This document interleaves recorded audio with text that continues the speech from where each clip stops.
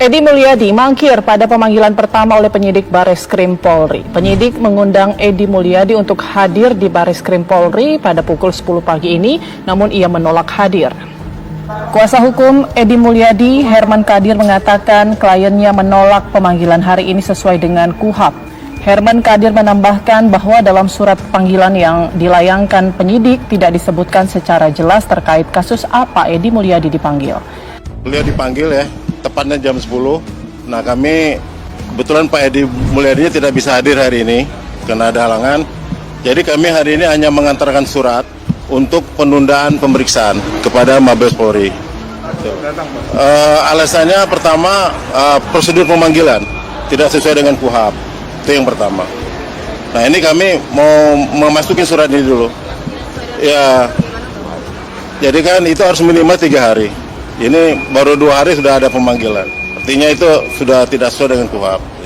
Nah, kami minta itu diperbaiki lagi surat pemanggilan. Justru di dalam panggilan itu tidak jelasin sebagai apa, melanggar apa, cuma hanya pasal-pasal doang, tapi peristiwa hukumnya nggak dijelasin gitu loh. Itu yang kami keberatan sama sekali.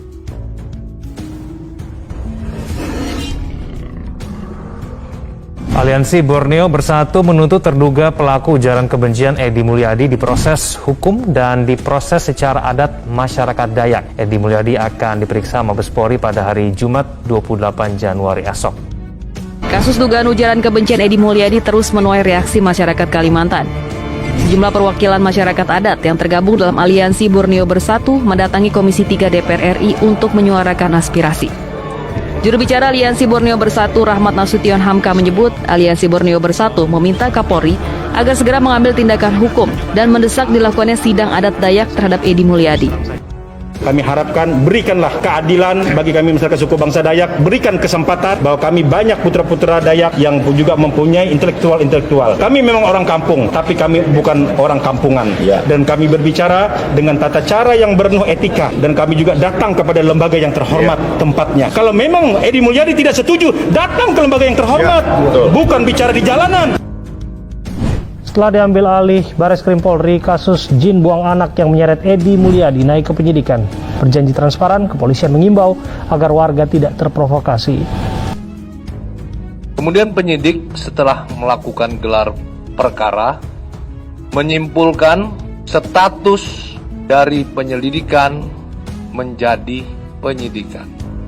Kami ulangi, bahwa perkara ujaran kebencian yang dilakukan oleh saudara EM ditingkatkan statusnya dari penyelidikan ke penyidikan.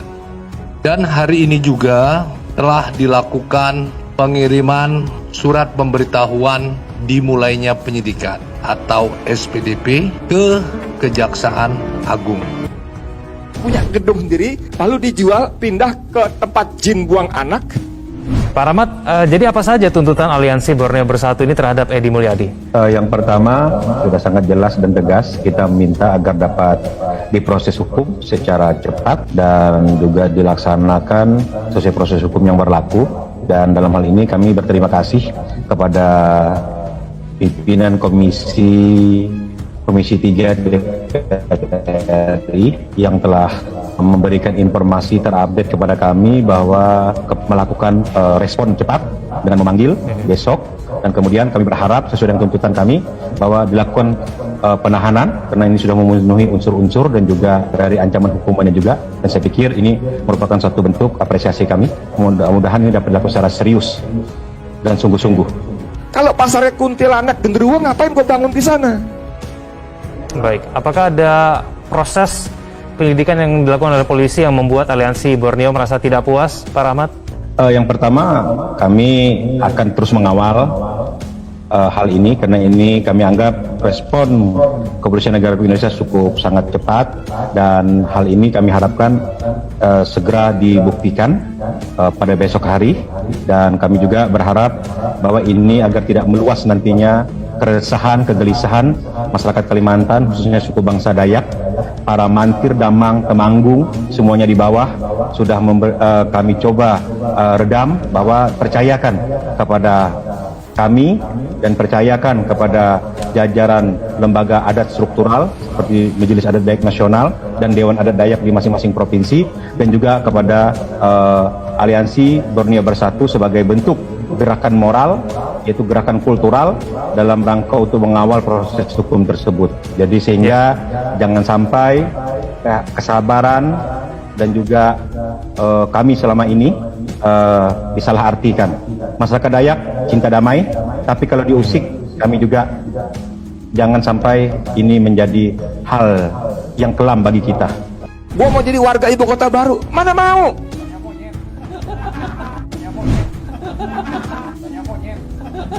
Saya konfirmasi, apakah betul Aliansi Borneo Bersatu ini tidak hanya kemudian meminta Edy Mulyadi dihukum secara hukum positif, tetapi kemudian juga meminta Edy Mulyadi ini dihukum secara hukum adat. Betul begitu, Pak Rahmat?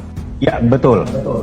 Jadi berdasarkan aspirasi pernyataan sikap dari segenap komponen masyarakat Kalimantan, khususnya suku bangsa Dayak, bahwa selain hukum positif yang dijalankan, maka saudara Edy Mulyadi CS juga harus mempertanggungjawabkan secara hukum adat kami, suku bangsa Dayak. Karena apa?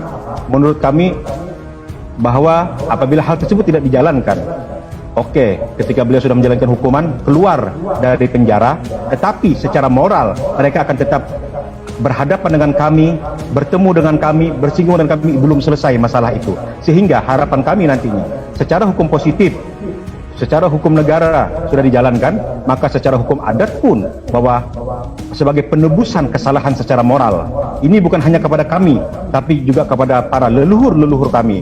Sehingga apa nantinya, bahwa setelah selesai menjalankan hukuman positif, bahwa Edy Mulyadi pun dengan kami secara moral selesai secara adat, yang mana nantinya yang melaksanakan ini bukan kami, ada hakim-hakim adat yang sudah ditunjuk masyarakat adat seperti Damang, Mantir, Temanggung, dan nanti apakah bentuk sanksinya seperti apa, apakah nanti harus bayar denda, potong kerbau, potong sapil, segala macam, itu adalah nanti akan dirumuskan lebih lanjut melalui lembaga struktural Majelis Adat Dayak Nasional. Tapi meski demikian, Bang, saya ingin menyampaikan bahwa buat saya minta maaf itu benar-benar bukan masalah. Saya akan minta maaf.